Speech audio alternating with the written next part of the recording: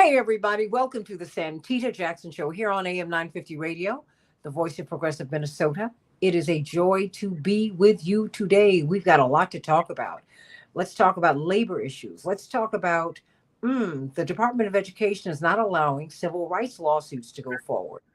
But let's talk about these labor issues. Because federal workers are feeling threatened.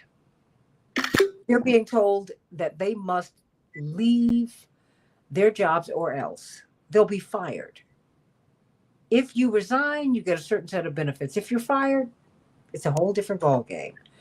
From an agency that technically does not exist because a department is created by the House of Representatives. That did not happen by Congress. There is no Department of Government Efficiency because there's no department. But somehow or another, they have the authority to do something. So I said, let me go to the payday report, Labor and Union News.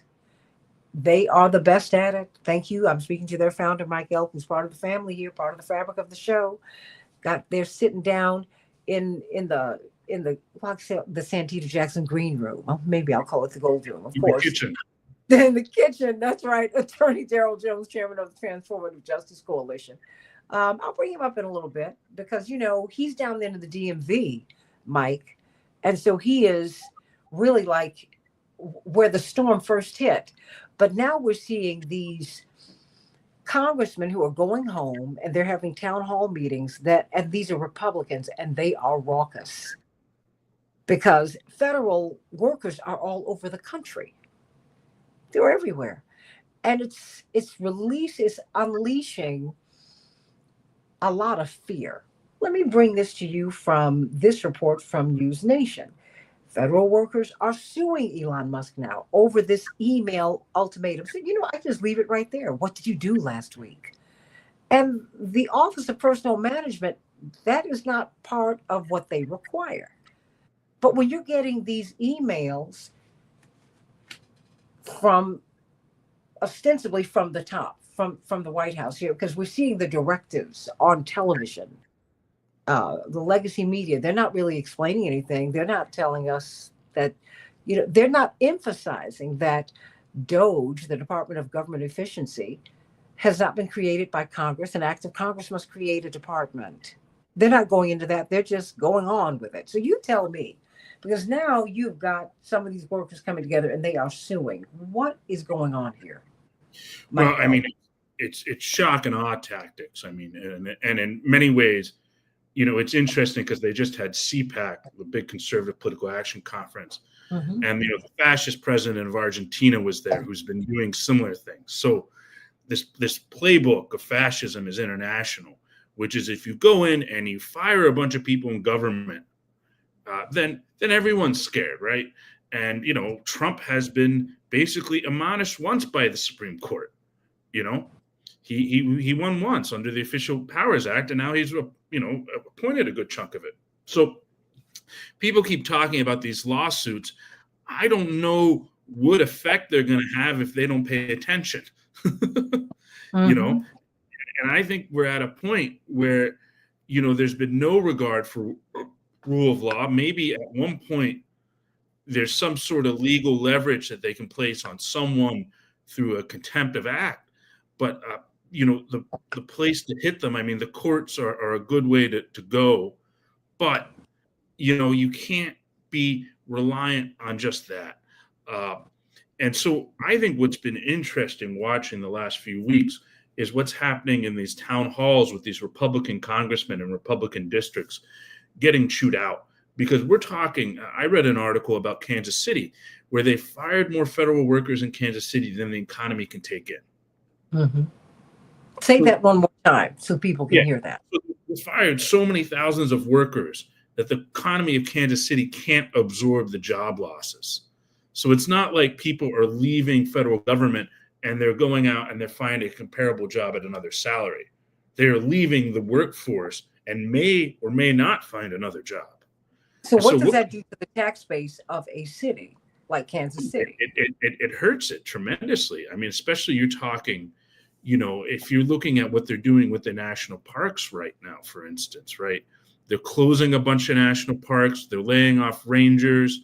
And, I have a good friend who's a ranger, actually. I spent some time out with them. And, those parks are really relying on rangers. And those are really the drivers of local economies in places like Idaho and Utah and these other places. And they're making everyone who's a federal government employee fear for their lives. Anyone who thinks they might get fired any minute isn't going to want to stick around that job too long. They're going to want to go find another job if they can. And if they do stick around, they're not going to be coming with the best ideas because they're going to be scared of getting fired. They're not going to say, hey, maybe we could do this way. No. They're not going to do that at all. They're going to be meek. They're going to show up. They're going to do what they have to do. But right now, the way they're doing these performance reviews, for instance, the Department of Education, under Betsy DeVos, who was Trump's education secretary, they had workers there attend a DEI, diversity, equity, and inclusion training there. And now they fired all those people who attended a training that the first Trump administration told them to attend. So they've created such a state of fear in the federal government. And this will have far-reaching effects for the economy. And the statutory power of Congress. And let's also look at the nonprofit sector. They paused so many grants. They created so much funding uncertainty that, we as a publication are applying to grants. And we're being told by foundations that, hey, look, I got homeless shelters calling me. I got food banks calling me. I got stuff where people are in direct crisis. And the idea now of giving money to media is further down on the bottom of the list, which I understand compared to, women's shelters or food banks or those kind of things that are essential for communities. So the far-reaching effects of this are going to be grand. And they're also, look at this, any city now that's going to do a construction project and try to hire a major contractor is going to have a difficult time because the contractors aren't going to know if they're going to get paid. And if you look at Trump's track record in business, he was notorious for doing this. He would hire people, get them to do jobs, not pay them, spend a year or two in court, play games. So, who's going to want to take on ambitious infrastructure projects? How are national park economies going to plan? And if you're looking at these Republican town halls, people are mad. People are really, really mad. And I think that could start having an effect if they start looking around because, I've read stories of some of these people getting fired, voted for Trump. Some? Yes. Some. You saw the, because it's now infamous, this town hall meeting in Georgia. Yeah. Congressman McCormick, who's a physician, he's in his first term. And it was a district that already comfortably went for President Trump by double digits.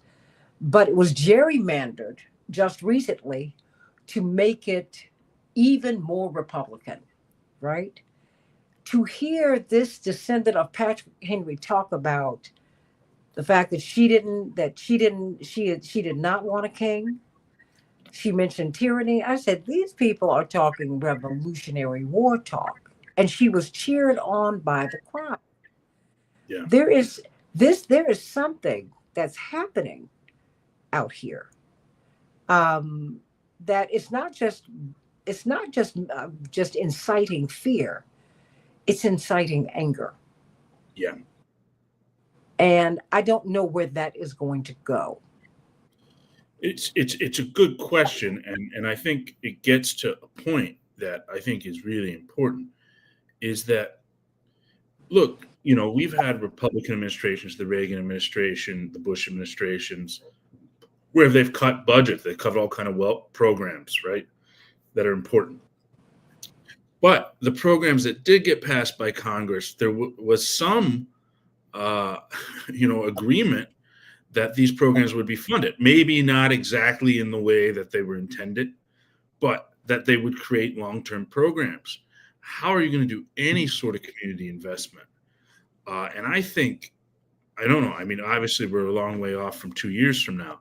But part of what I think is going on, and this is what they did in Argentina recently, is if you come at people so hard early on and then you soften up a little bit, you look reasonable, you know? Mm. And this is the classic things that happen in domestic violence cases, where somebody will be beating someone and then they soften up a little bit and it's not so bad. And maybe, let's not bring back the crazy beatings, right? And that's what's going on here, is they're going to hit people really, really hard, and then they'll probably get some pushback. I mean, these cuts affect Republicans. They affect everybody. They affect the whole economy. Well, is this to soften up the populace and make us more compliant? Yeah, and I think also to tune people out, because look, we do a roundup every day of labor news, and my sort of approach to covering a lot of these cuts is, they're going to do it every day, right? And we try to focus on where workers are fighting back. And so what this is doing is it's drowning people in these fights they can't win, getting people caught up in these lawsuits with judges that issue rulings that go nowhere. We've seen this in union law for years. There'll be all kind of rulings and, federal judge ruled this. The company didn't do it because the penalty was so low. So, companies and politicians, if they think they can get away with ignoring the courts, they will. And this is a man who should have gone to jail based on his felonies, could have gone to jail for other felonies, and he just got a blank check. And he's in the twilight of his life. I mean, he's almost 80 now, and he's not thinking that far down the road. He knows that any attempt to ever put him in jail will require overturning the Supreme Court, doing all kind of stuff. He knows he's scot-free right now. But the question is, what could happen in 2 years? I think for all of us, that's a big anxiety waiting around for 2 years. Well, we're talking with Mike Elk, the Payday Report. They report on, he's the founder of that. They report on labor and union issues. And I'm wondering what's going to happen now, because you have people who have, not all of them, but a good many of these workers, federal jobs, they're hard to secure, but once you get them, you can have them for life. And you really do get excellent benefits, right? So people who've had these really stable lives, and indeed, this has been really a pillar of the Black middle class in particular. Someone called into my brother, Congressman Jackson's town hall meeting. He organized it in a couple of days, Mike Elk. I thought it was 13,000 people who showed up online. It was 15,000. One woman said, I just lost my job and I was just fired, and my 3 children were just fired. These are the kinds of things that are going on. So I'm like, okay, so what's going to happen? I think her children are going to have to move home. What are they going to do? Yeah. And if you're fired, do you get a pension? I mean, if you get a buyout, does that upend your pension? I mean, what is happening here? And my question is there anyone these people can call to get an answer? I mean, they got some email in the middle of the weekend when most folks don't have access to their work email. And who are you supposed to call? I mean, you're supposed to be able to call human resources to get some answers. You can't call anybody. No, How's this supposed to work? Well, and I think, there's a couple of things happening here. I mean, one, obviously these town halls are effective. We're starting to see a big immigrant strike wave. We recorded there was a Days Without Immigrant Strikes earlier this month, and there was strikes in 120 cities and 40 states, we've involving tens of thousands of workers. And what happened in these strikes is, they have a big effect. And so at some point, I mean, Sean Fain, the leader of the UAW, brought up doing a strike on May Day in 2028. But until you get capitalists worried about where their money is coming from, these guys aren't going to stop. I think the only tool right now is to strike in this situation, is to shut down some of these major employers um, that are drivers of the economy, because the only people they're going to listen to are their corporate allies and the Republicans. They might make some changes around the edges here and there. There might be some outrage over one policy here or there, but they're going to go after communities of color. They're going to go after unions. They're going to go after, uh, the LGBTQ crowd. They're going to go after anybody who's in their way. I mean, these people are fascists, and they don't care. So what is Their, in fact? their goal is to take as much power as they can. And I Mhm. think Trump is lame duck. And I do believe, from what I've read, I mean, he jokes about wanting a third term.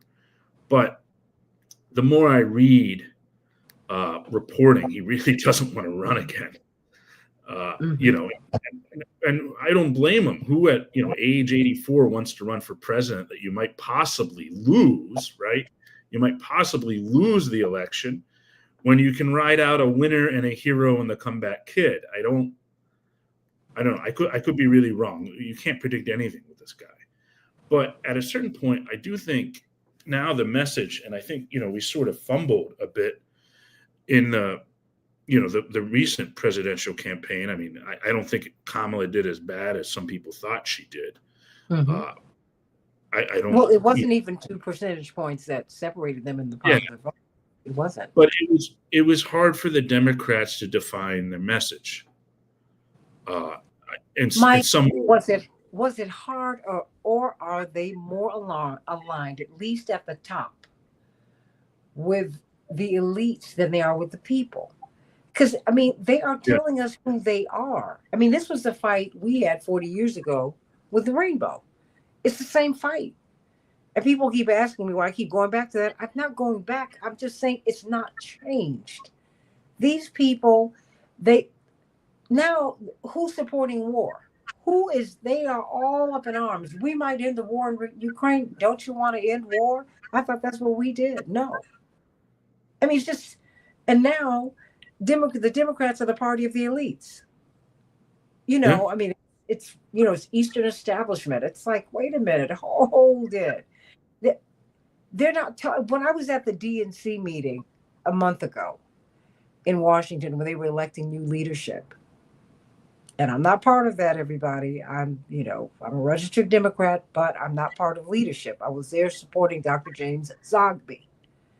I get there, and they had no one was talking about what's happening in Chicago. Our mayor is looking at a sea of red, Mike Elk, a sea of yeah, red. Black people are going Republican. There is now talk of a Republican mayor. This Our mayor is a very decent guy. He got dealt a horrible hand, as did the mayor before him. He has an 80% disapproval rating. They're not even talking about that. They're not talking about the impact that migrants are having on communities all across the country. They're not talking about the fact that people can't get from payday to Monday. I mean, there's such a disconnect.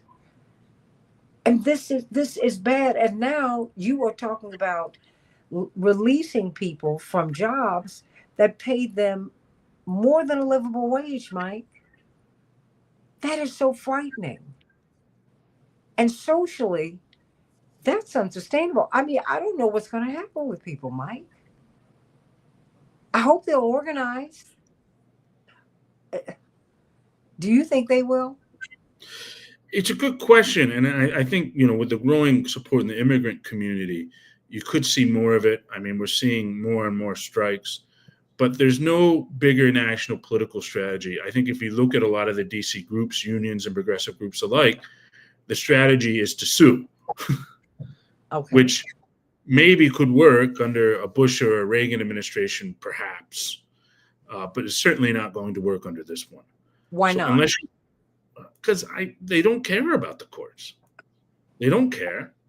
Uh, you know, That. they don't care at all, and so I think you have to get to a point where there has to be enough pressure on the forces of capitalism in this country, on the employers, that no one's gonna no one's going to be able to move in many ways, and that doesn't mean shut down every business in the country. That means key locations, strategic times, the logistics sectors, other sectors. There needs to be coordinated days of actions.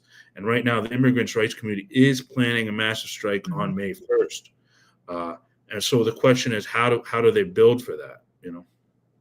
Well, I'm wondering, and that's it's like looking at the difference between H1B upper class problems and working class problems. The working class, to me, are more apt to have that kind of strike. Some of these government workers, many of them, let me bring on uh, attorney Daryl Jones, because he's in Washington. He's in the DMV, Maryland, Virginia, chairman of the Transformative Justice Coalition. It has been my experience, Mike Elk and Attorney Jones. Let me direct this to you, Mike, first.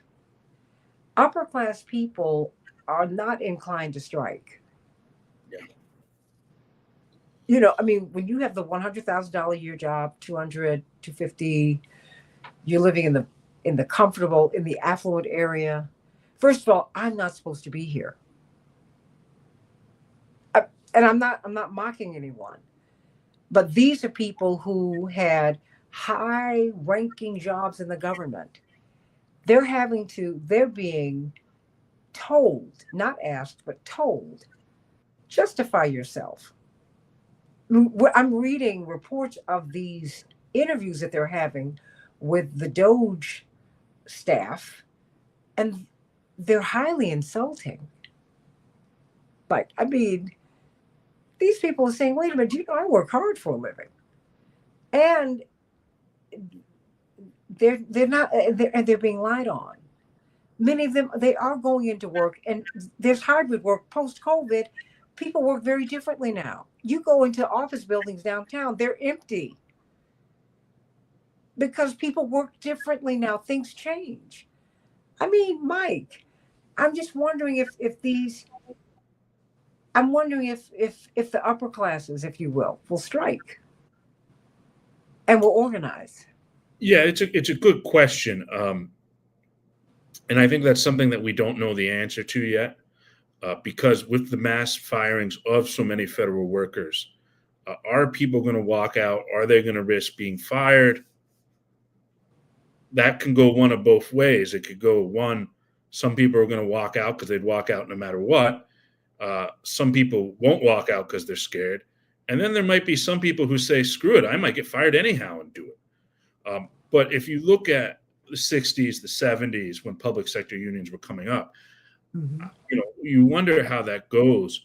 We did see during the government shutdown a few years ago, FAA controllers walked off the job at LaGuardia, and that shut stuff down.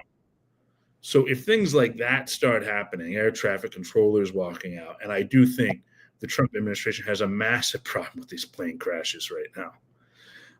Every day. Did you see what just happened at Midway? Yeah. I mean, I was just listening to an account of that.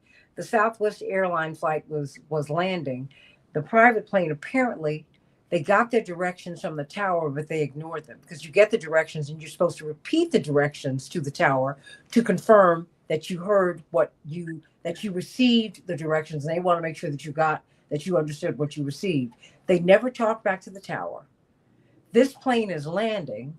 Thank goodness you had a great set of pilots. They were able to take the plane right back up. They barely averted an absolute disaster. The thing about Midway, I live here in Chicago.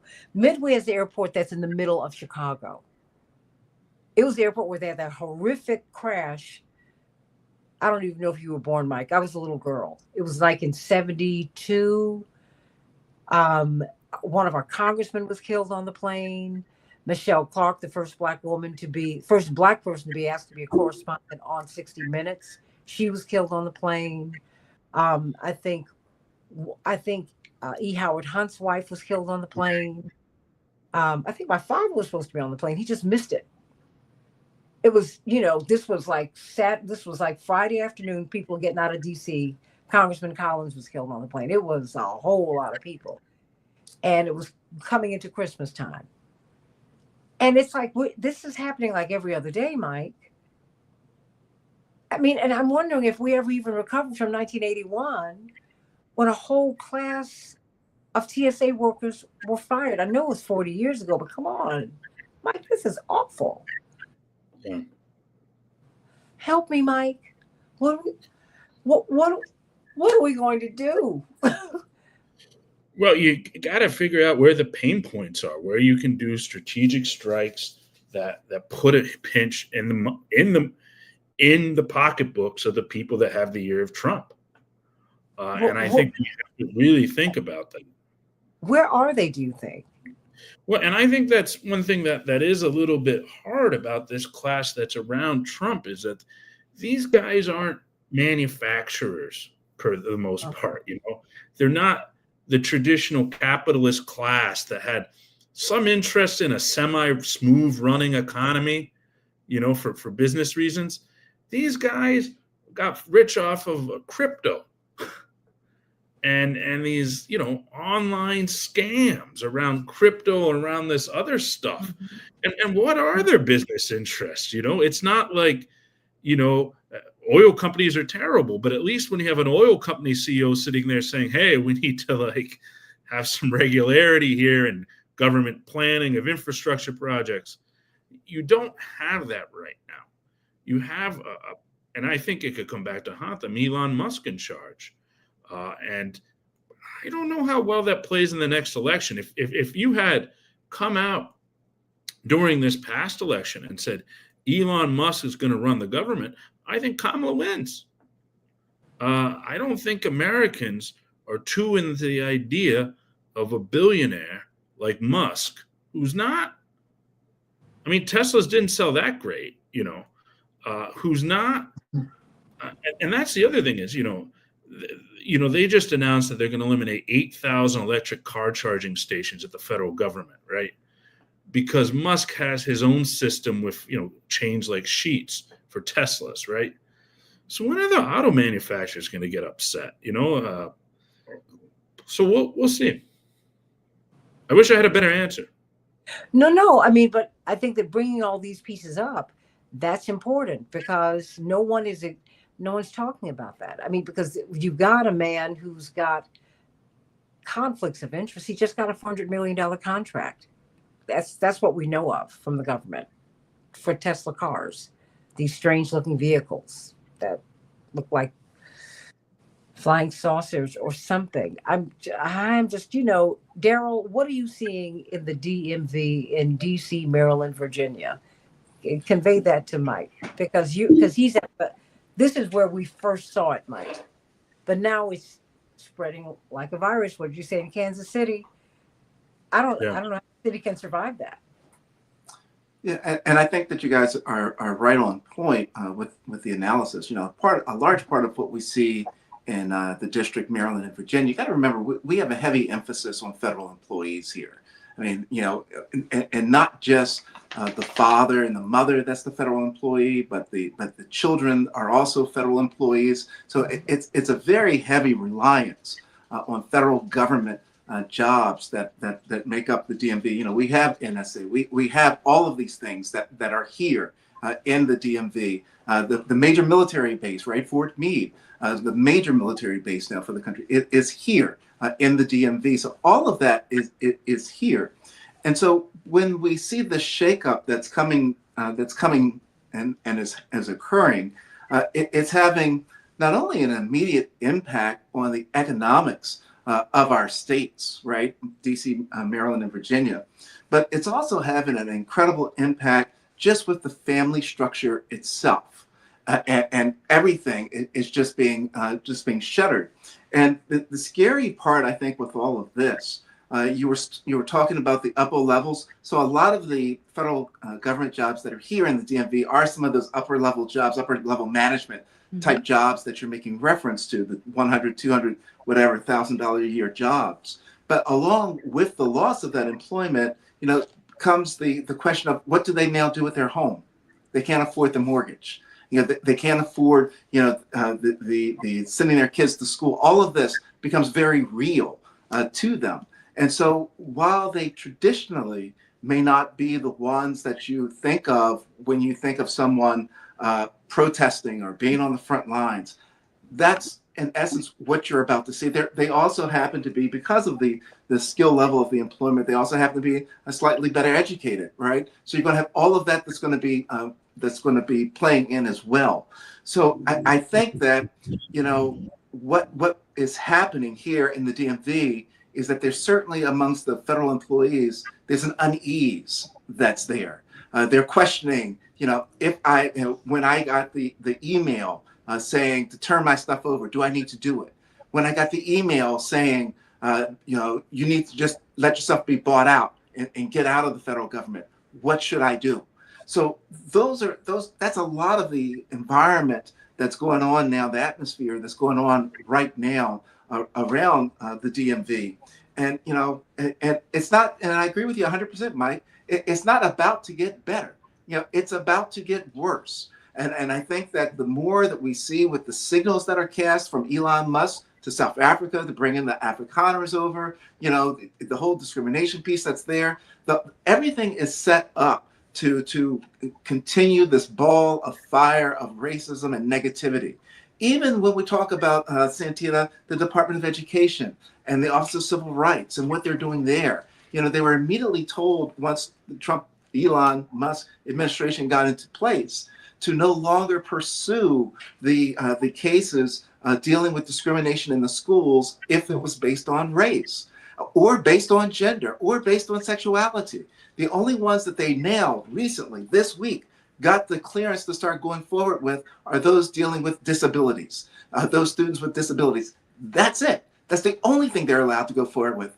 This is certainly the beginning of what the Trump administration wants to create, with a lot of confusion, people turning on one another, all of this because they build power off of that, off of the separation and being able to control each individual group. There's power that's built off of that, and you know, and that's what we're seeing here in the DMV at this point in time. Well, you know, I'm wondering, brilliant observation, Mike, if the pressure point is not there. You know, with the people who are not, who this was not supposed to happen to, right? I mean, I'm not picking at anyone. I just know that when you're comfortable, you don't move. You tend to let things go as they are because you're comfortable. And you don't have to worry about that. That happens to someone else. But now it's happening to these people who were seeing at the town hall meetings. I mean, because Congressman McCormick's town hall meeting was white. And it's an upper class community. It's an affluent community. I mean, they don't, you know, these are not impoverished people, not even working class people. And now I'm wondering if it's those people who are, maybe they're the ones, I mean, not just the oligarchs who feel the pain, but if they feel the pain, maybe things will change, Mike. I mean, are you seeing what about do you see, are these workers organizing? Or these people are being fired? Are they talking to each other? We're seeing some of that. There's certainly some networks that are growing. And a lot of it is ad hoc. I mean, and I think what we have to understand in the viral age, and you know, I brought this up at the beginning of the pandemic strike wave, is a lot of the organizing that's going on around strikes now is not traditional union organizing. It is being done through mass calls to action. I was talking about Days Without Immigrant strikes a few weeks ago. We saw strikes in 120 cities, 40 states. New York Times, Washington Post, AP, none of them bothered to cover it. We put up a map on our site Payday Report. Folks can go find it. And the map showed links to local news publications and other outlets that had covered it. So we found strikes in 120 cities. And we know there were some in places like Nevada, but the local news outlets didn't cover them. You know? Why don't you think they covered them? Well, I think for a couple of reasons. I think one, traditionally non-traditional strikes by communities of color have not been covered well. because they're not like a union official calling a strike, everybody going out walking a picket line. For instance, in the month after George Floyd died, our publication showed that there were over 600 strikes. And not all these were full-on strikes. Some of these were, hey, we're going to walk out for 2 hours, or no one's working today because we're going to have a meeting and talk about diversity issues. And so this was a mass call to action in which most unions weren't involved. And at the beginning of this in 2020, I was saying, look at what's happening here. Look at this energy. And this isn't organized energy. There's not a lot of structure to it. There's a lot of mobilization capacity. There's more structure being built. But if you look at what's happening with Days Without Immigrant strikes, that I think is particularly powerful, and you can go read our article on our website at Payday Report, a lot of Hispanic chambers of commerce are getting involved. And so, they're putting out these calls to action. People are walking out. Some businesses that are pro-immigrant are closing in solidarity. And some other businesses, like we put it out in our story, are closing because they're based in Latino communities and they feel they have to or face a boycott. So you saw some of that too during the George Floyd strike movement, where you saw mass walkouts, right? And so what does that say? Because we know those strikes work, and the way we know them is in May 2006. When I was back in college, a college journalist, I remember covering it. There was a massive May Day strike. Over 1 million people participated, and they're building for that now, a massive one on May Day. So I think what we really have to look at is how do we connect it? And it gets to the deeper issues of how the labor movement has not always been so connected to communities of color. How do we connect those energies?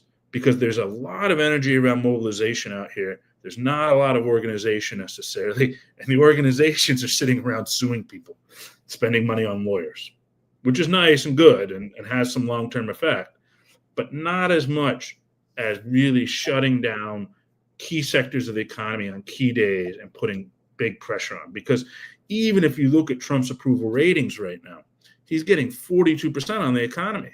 He's getting 58% disapproval ratings. Oh yeah. I mean, and Trump and Musk is a drag. Yeah. I don't know how long that's going to last, but Yeah. Musk is driving this, but he's a symptom. Yeah.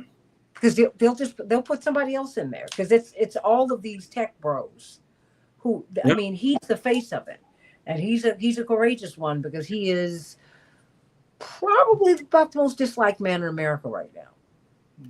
Yeah. I mean, and so I'm wondering how far he will go, because he continues to amp it up. It's like he's not reading the room, Mike and Daryl. He does not understand the anger that is out here. Well, look, guys that rich don't need to read the room. They own the room.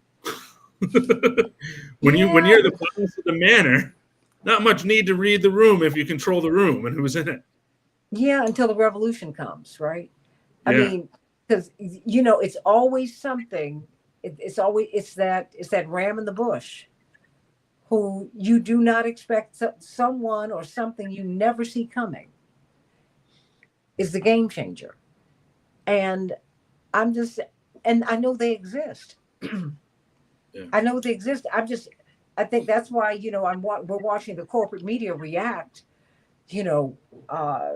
with shock and awe, as they see these Republican congressmen and women take these hits at these meetings. They're shocked.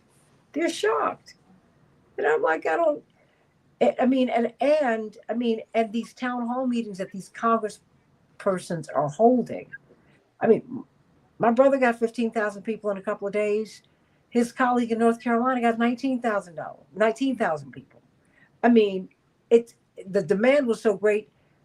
He has to have another one this week. Like 7 days later, he said, "No, I'll be back." And people are like, "What time is it?" They're blowing up his website and the phone at his office. And it's not all the people in the district. People are like, "Look, I'm scared." And I think that you're right about the pressure points, but I think they're pressure points that the oligarchs have to feel, and the pressure points that the people have to feel. I mean, when you think of these great boycotts, it's when the people decide enough that things really do change. And So, Santita, Yeah, Yes. I certainly think, that when we start looking at the boiling points, when people really change, Yeah. and it's not when you go beyond being in a union, when you go beyond being a federal employee, when you can't afford eggs because the price of eggs are going up so greatly, when there's the housing shortage and the inability to meet the demands that are there, when there's the problem with the energy, with the gas and everything else for the Mhm. basic things, that's what I think is really going to start, kicking it up to another year. I agree that that what's happening now certainly is going to electrify a lot of people that are impacted. But the larger number of people that are impacted, the greater number of people that are going to be impacted, the greater you're going to see people coming together, and you're going to have more of those town halls. Where people weren't showing up to town halls, they're now showing up to town halls because Yeah. they're being directly impacted by what's going on. Their children are being impacted by what's going on. And the connection is there. And I think that's the reason, that we're seeing the anger that is beginning to come out of people now. Well, look at correctional officer for lockdown. He writes, I was blessed by God to be able to retire early. And now he's enjoying being able to watch his 13-year-old son mature along with his 11-year-old granddaughter, wait a minute, who's battling Mm. lymphoblastic leukemia. See, life happens and we're praying for you. We're praying for you, sending you so much love. See, when you start firing people, what happens to their health insurance? Mhm. When you lay them off, Mike, what happens? They lose them. Yeah. I mean, this is a this is an existential crisis. I mean, because this becomes a public health issue, right? I mean, and then you're creating homeless people. I mean, what is people supposed to do? Just move out of their homes? I mean, believe me, the richest black county in the United States is Prince George's County, which is where you are, Mhm. Daryl Jones. A lot of folks have to leave those houses. A lot of them. And But a and lot of people. let's not forget, Santita, in the next 2 weeks, we have a looming government shutdown on top of all of this. This Yeah. this other layer that's there, and a Congress right now, the Republican Congress that really doesn't know how to run Congress, nor wants to run Congress, and seems to be just sort of bowing to the administration. Oh, I think they're not a run. I think what they're doing is, I think this goes to Mike's point about them squeezing people. Mm. Because, when you shut the government down, then you can close more things. I mean, even though, Mike, the Pentagon has failed its audit 7 consecutive years. They've got the biggest budget by far of any governmental entity. No one is talking about them being purged. Now Elon Musk is going to be attending the first cabinet meeting. First you, Mike, then you, Daryl. He's attending the cabinet meeting. Mike, wait. Well, typically the boss doesn't show up for his minions like that. So, uh, Oh, do you you know, think Elon's son was right when he told the president to shush? You're not the president, is it? I mean, Oh my look, God. the guy, No, no, the no, guy no. You know what? No, such a I can't laugh at that because the child was disrespectful. No, you Mhm. you don't Mhm. disrespect elders like that. And he's repeating, I believe, um, he's repeating something that he heard. And the child was disrespectful, and he should have had his child be quiet. Now, I don't like what President Trump is doing, but I don't like children being disrespectful. That's not right. And he's putting his child in harm's way because people don't like your child, well, and and I think a and they lot of make a child. America are starting to figure out who this Musk guy is, and Yeah. it's one thing if like you're a billionaire like LeBron James who's cool, or you run some great company. Who owns a Tesla? I mean, I see him occasionally. It's not like it's some great admired brand out there, you Well, know. now they have buyer's remorse, Mike. They they took a poll of people saying, "Why did I buy this car? I'm Yeah, mad now." yeah. So, but no, but they just got a $400 million contract to buy Teslas. Yeah. to escort diplomats around D.C. Mike. Yeah. And Well, now that's we're seeing articles. okay. Now they plan to bring in private military contractors to do the deportation. And once you bring in the private, as there's been a lot Eric of Prince, recent, Eric yeah, Prince said he wants to have private armies, right? What is yeah, that? yeah. I mean, once you start getting billed on a quota system like that as a contractor, I mean, everything goes out the window then. And they're privatizing it, which that's an expenditure. I thought you were cutting money. Yeah. I thought we were trying to be saving money, right? Right. Isn't that what we're trying to do? We have a $36 trillion debt. Somebody help me. You all are the brightest guys in the room. I'm just trying to.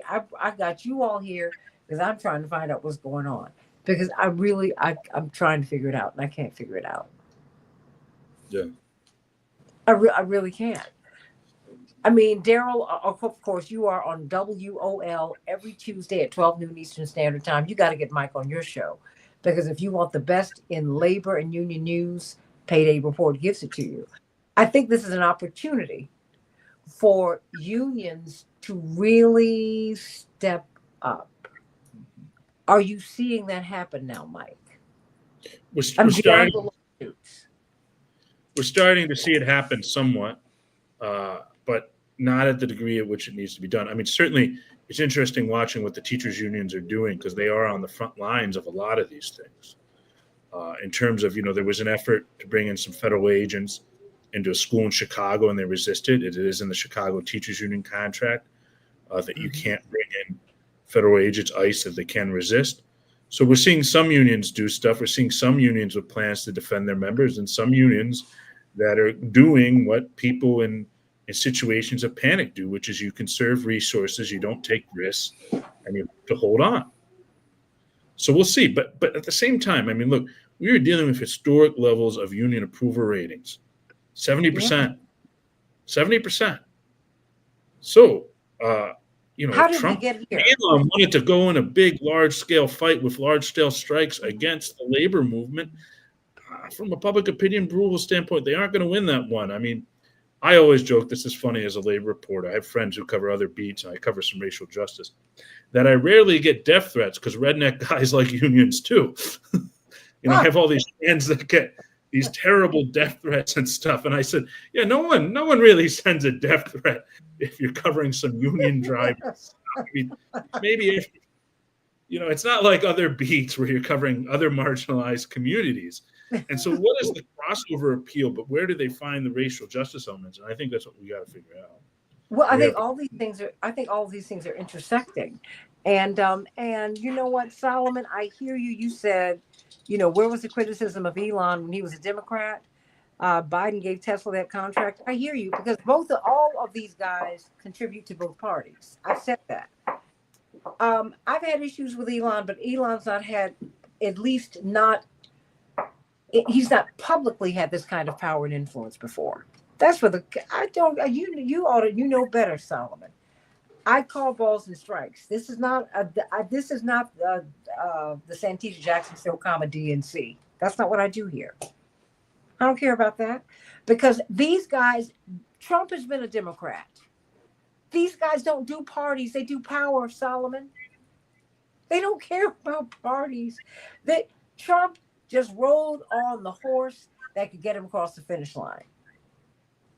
If there had been an opening on the Democratic side, he would have done that. Although he did say on the Oprah Winfrey show 40 years ago that Republicans are so simple-minded that running as a Republican would be an easy thing to do and he would win. He said that 40 years ago.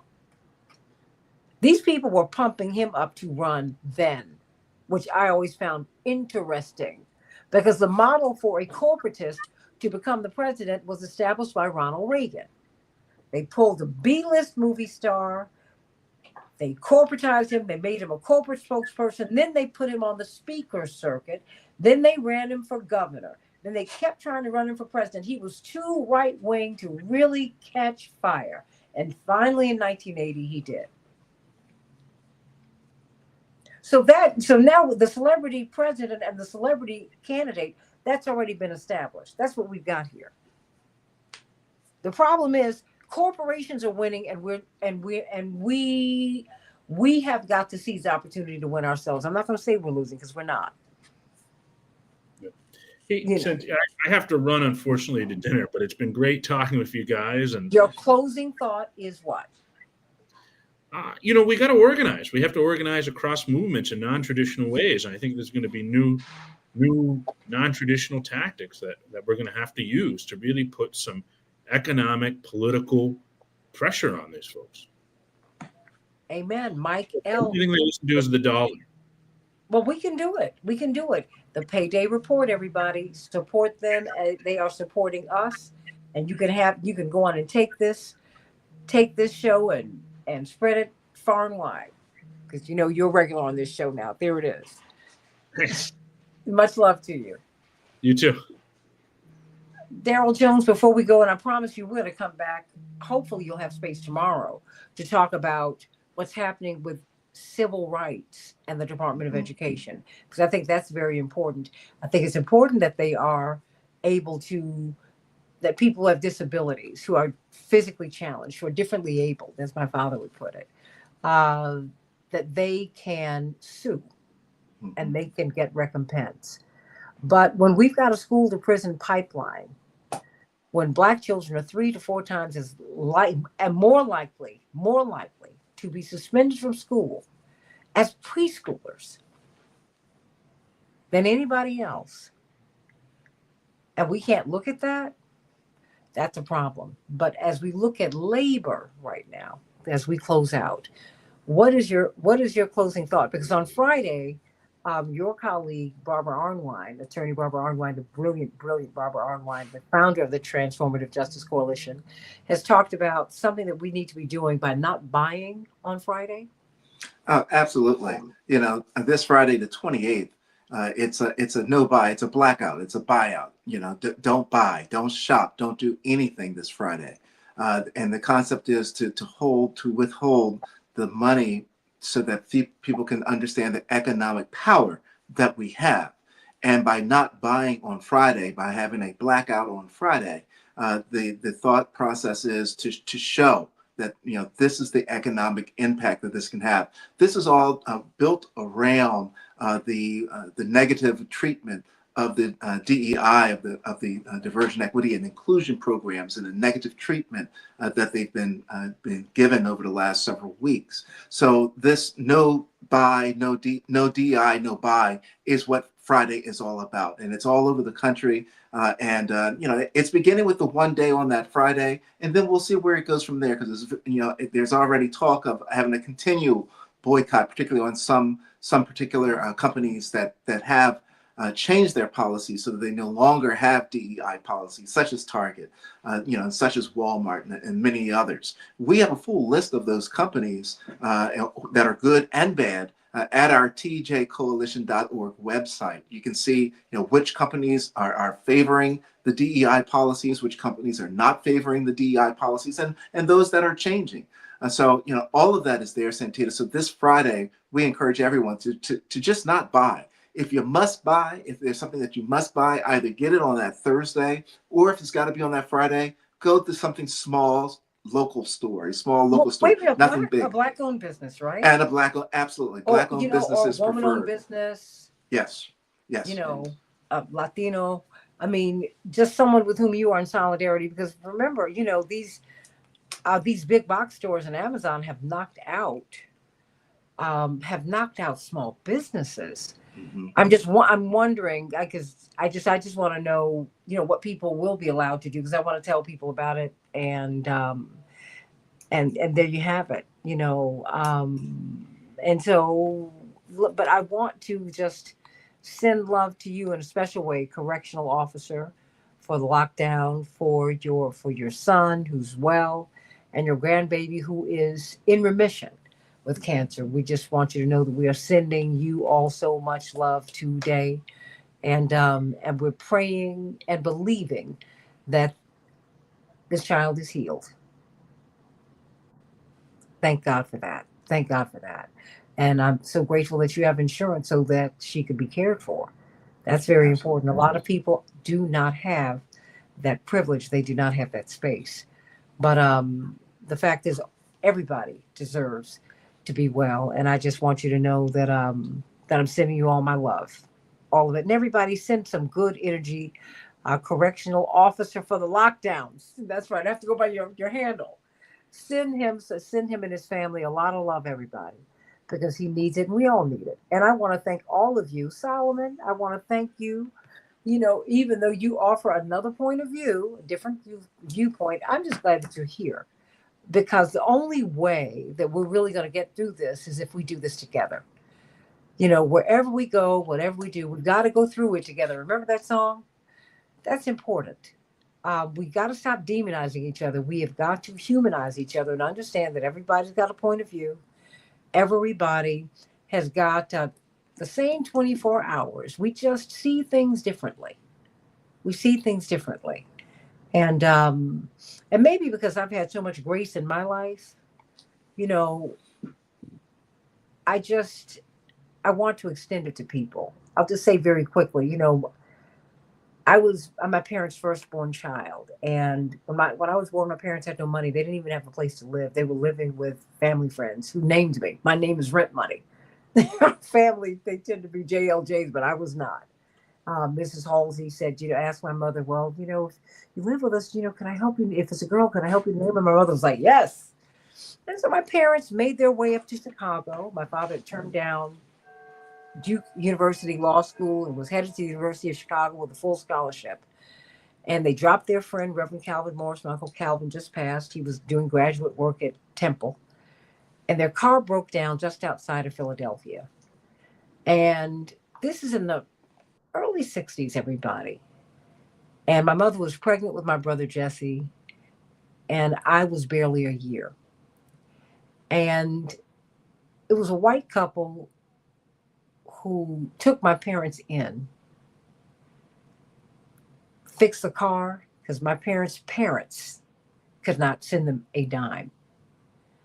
They fixed the car, put my parents up for a couple of nights, filled up the car with gas, and sent us on our way with food. I've just seen people do some really wonderful things. And I just believe in our better natures and our better angels. I believe God is good and present all the time. I do. And I believe that is existing here. Even when we disagree, all I ask is that you not troll. Let's grow together. Let's not go after each other. Let's be for each other. How about that? How about that? We can disagree without being disagreeable. We can do all of that. As a matter of fact, we should. So, sending you much love. Correctional officer for the lockdown. I hope I got it right. There you go. Sending you so much love. And God bless you all, everybody. Sending you so much love, everybody. Daryl Jones and Barbara Arnwine are on WOL, 12 noon Eastern Standard Time every Tuesday on WOL. And you can go to barbaraarnwine.com where they stream it there as well. So please get on there, everybody. Get on and give them the support because they are supporting us. I love you, everybody. God bless you and have a wonderful, wonderful day. AM 950 Radio, the voice of progressive.